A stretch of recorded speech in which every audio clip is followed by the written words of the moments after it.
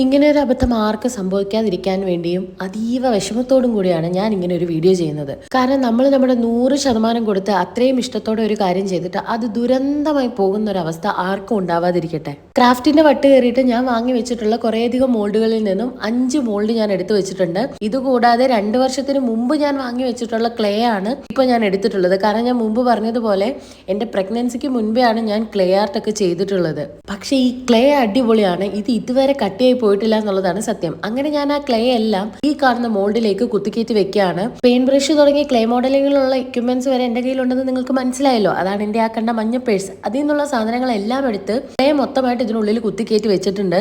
Expire കഴിഞ്ഞത് കൊണ്ട് തന്നെ മെരുങ്ങാൻ കുറച്ച് ബുദ്ധിമുട്ടുള്ള എന്റെ ക്ലേയെ വെള്ളം ഉപയോഗിച്ച് ഒരു തരത്തിൽ ഞാൻ ഇതിനുള്ളിലേക്ക് അമർത്തി വെക്കുമ്പോഴും എന്റെ മനസ്സിൽ ഇത് അതേപോലെ എനിക്ക് കിട്ടി. നല്ല മെറ്റാലിക് കളറൊക്കെ കൊടുത്ത് നല്ല അടിപൊളി ഹോം ഡെക്കോർ ഉണ്ടാക്കണം എന്നുള്ള ചിന്തയിലാണ് ഉറങ്ങിക്കിടക്കുന്ന കുഞ്ഞിനെയും കൊണ്ട് ഞാൻ ഈ കഷ്ടപ്പെട്ട് നിൽക്കുന്നത്. അങ്ങനെ നമ്മൾ ഒരു തരത്തില് ക്ലേ എല്ലാം തന്നെ ഈ കാണുന്ന എല്ലാ മോൾഡിലും ഈ കാണുന്നത് പോലെ കുത്തി നിറച്ച് വെച്ചിട്ടുണ്ട്. ഇത് ഉണങ്ങാനായിട്ട് കുറച്ച് സമയം എടുക്കുമെന്ന് എനിക്ക് ഓൾറെഡി തോന്നിയിട്ടുണ്ടായിരുന്നു. അതുകൊണ്ട് തന്നെ ഞാൻ എന്റെ ടേബിൾ ഫാൻ ഒക്കെ അവർക്ക് വേണ്ടി ചരിച്ചു വെച്ചിട്ടുണ്ടായിരുന്നു. 2 ദിവസത്തിന് ശേഷം ഓരോന്നായിട്ട് ഞാൻ ഇളക്കാനായിട്ട് തുടങ്ങിയിട്ടുണ്ട്. ഒരു ടെഡി ബിയറിന്റെ അവസ്ഥയാണത്. തല അതിനുള്ളിൽ ഇതുവരെ ഉണങ്ങാതെ ഇരിക്കുകയാണ്. ഒരു റോസ് ഫ്ലവർ മാത്രമാണ് എനിക്ക് അത്യാവശ്യം ഭേദപ്പെട്ട രീതിയിൽ കിട്ടിയത്. ആ കാണുന്നത് വിടരാൻ പോകുന്ന ഒരു റോസാപ്പൂവിന്റെ മുട്ടായിരുന്നു. പക്ഷെ അത് വളരെ ദാരുണീയമായുള്ള അവസ്ഥയിലാണ് എനിക്ക് കിട്ടിയത്. ക്ലേ ആർട്ട് ഒക്കെ ചെയ്യുന്നവർ ഈ വീഡിയോ കാണുകയാണെന്നുണ്ടെങ്കിൽ എന്താണ് ഇതിനകത്ത് വന്ന കുഴപ്പം എന്നുള്ളത് ദയവായിട്ട് കമന്റ് ചെയ്ത് പറയണം. ഇനി ഞാനിത് പെട്ടെന്ന് ഇളക്കിയത് കൊണ്ടാണോ, ഇതിൽ കൂടുതൽ സമയം ഇതിൽ വേണ്ടതുകൊണ്ടാണോ, എന്താണ് എന്റെ മിസ്റ്റേക്ക് എന്നുള്ളത് മനസ്സിലായവരുണ്ടെങ്കിൽ തീർച്ചയായിട്ടും കമന്റ് ചെയ്യാം. സോ ഫൈനലി ഒരു മോൾഡ് ഞാൻ ഇളക്കാതെ വെച്ചിട്ടുണ്ടായിരുന്നു. ഏകദേശം 2 ആഴ്ചയാണ് ആ ഒരു മോൾഡ് ഇളക്കാതെ വെച്ചിട്ടുള്ളത്. സോ ഫൈനലി ഇന്ന് നമ്മൾ അത് ഇളക്കി നോക്കാനായിട്ട് പോവാണ്. അത് എന്ത് മോൾഡ് ആയിരുന്നു എന്ന് പോലും ഞാൻ മറന്നു പോയിട്ടുണ്ടായിരുന്നു.